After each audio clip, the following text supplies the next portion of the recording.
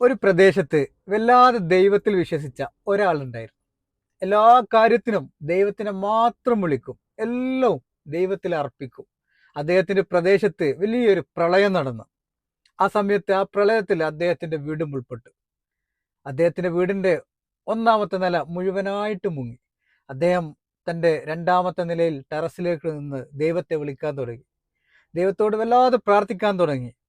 ദൈവമേ, എന്നെ ഈ വലിയ ഒരു ബുദ്ധിമുട്ടിൽ നിന്ന് നീ രക്ഷിക്കണം എന്ന് പറഞ്ഞ് ഒരുപാട് കരഞ്ഞു പ്രാർത്ഥിച്ചു.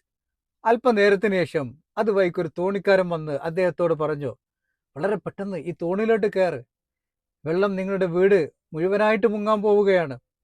അദ്ദേഹം ആ തോണിക്കാരനോട് പറഞ്ഞു, നിങ്ങൾ പോയിക്കോ, എന്നെ എൻ്റെ ദൈവം രക്ഷിച്ചുകൊള്ളും, നിങ്ങളുടെ സഹായം എനിക്ക് വേണ്ട എന്ന് പറഞ്ഞു.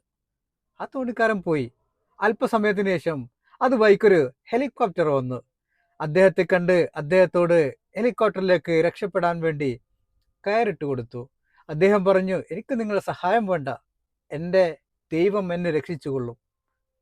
ഇത് കേട്ട് അല്പനേരം നിന്ന് ആ ഹെലികോപ്റ്ററും തിരിച്ചുപോയി. കുറച്ചു കഴിഞ്ഞ് ആ വീട് മുഴുവനായിട്ട് വെള്ളം കയറി. അദ്ദേഹം അതിൽ മരിച്ചു.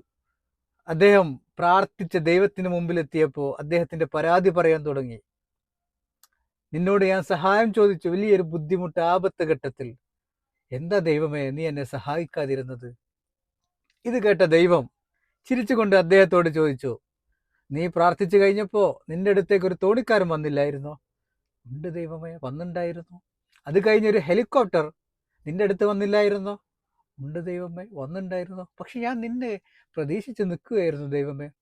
ആ സമയത്ത് ദൈവം പറഞ്ഞു അദ്ദേഹത്തോട്, നിന്റെ പ്രാർത്ഥന കേട്ട്, നിന്റെ സഹായ അഭ്യർത്ഥന കേട്ട് ഞാൻ അയച്ചതായിരുന്നു ആ തോണിയും ഹെലികോപ്റ്ററും എന്ന്. ഈ കഥയിൽ നിന്ന് നമ്മൾ മനസ്സിലാക്കേണ്ട ഒരു കാര്യമുണ്ട്. നമ്മൾ വലിയ ബുദ്ധിമുട്ടുണ്ടാകുന്ന ഏതൊരു അവസരത്തിലും ദൈവം ഓരോരോ രൂപത്തിൽ, ഓരോരോ ഭാവത്തിൽ നമ്മുടെ മുന്നിലോട്ട് പ്രത്യക്ഷപ്പെടും. ആ അവസരം ഏതെന്ന് മനസ്സിലാക്കി അതിൽ പിടിച്ചു കയറാൻ നമ്മൾക്ക് കഴിയണം. അതാണ് ഒരു ബുദ്ധിയുള്ള, ഒരു വിവേകമുള്ള ഒരാൾ ചെയ്യേണ്ടത്.